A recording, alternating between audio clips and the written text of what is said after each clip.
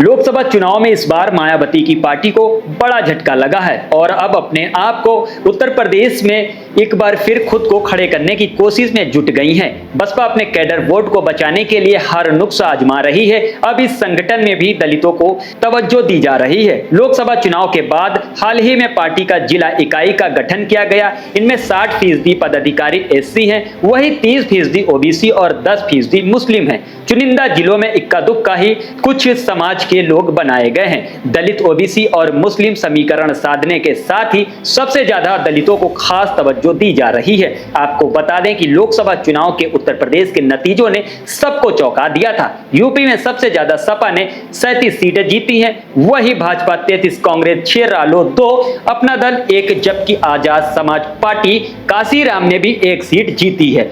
यहां हैरान करने वाली बात यह है कि मायावती की बसपा ने एक भी सीट पर जीत हासिल नहीं की। ऐसे में सबसे बड़ा सवाल यही है, क्या यूपी के लोग अब मायावती की जगह चंद्रशेखर आजाद को विकल्प के रूप में देखने लगे हैं? दरअसल 2007 में पूर्ण बहुमत की सरकार बनाने के बाद से बसपा का प्रदर्शन लगातार गिरता जा रहा है। खासतौर से पिछले विधानसभा चुनाव और लोकसभा चुनाव में प्रदर्शन बेहद निराशाजनक रहा है। विधानसभा चुनाव 2022 में उसका वोट प्रतिशत 12.80 रह गया और मात्र 1 सीट हासिल हुई।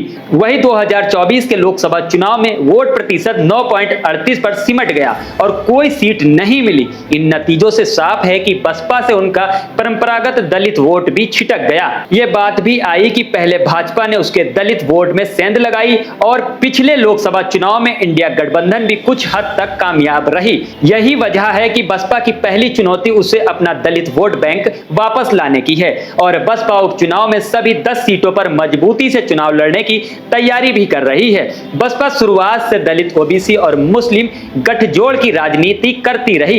इनमें भी खासतौर से दलित गठजोड़ का मुख्य आधार रहा है। उसे यह डर सता रहा है कि अभी तो कुछ दलित छिटके हैं, बचा हुआ दलित वोट भी छिटक गया तो फिर पार्टी के लिए बहुत बड़ा झटका होगा। इसमें भाजपा और फिर इंडिया गठबंधन दोनों लगातार सेंध लगाने की कोशिश कर रहे हैं। अब नया खतरा एक चंद्रशेखर आजाद की पार्टी का भी है। जिस तरह से चंद्रशेखर ने करीब 1.5 लाख वोट से लोकसभा सीट जीती है और अन्य प्रत्याशी भी अच्छे वोट पाए हैं, तब से वो चर्चा में आ गए। चंद्रशेखर भी दलित राजनीति का नेतृत्व करने के लिए लगातार प्रयास कर रहे हैं। वो उपचुनाव भी लड़ने की तैयारी कर रहे हैं। यही वजह है कि बसपा दलितों को एकजुट करके उपचुनाव लड़ने की तैयारी कर रही है। खतरा यह है कि यदि वो ऐसा नहीं करती तो बचा हुआ दलित वोट भी उनसे छिटक जाएगा। ऐसी तमाम खबरों के लिए जुड़े रहिए अमृत विचार के साथ।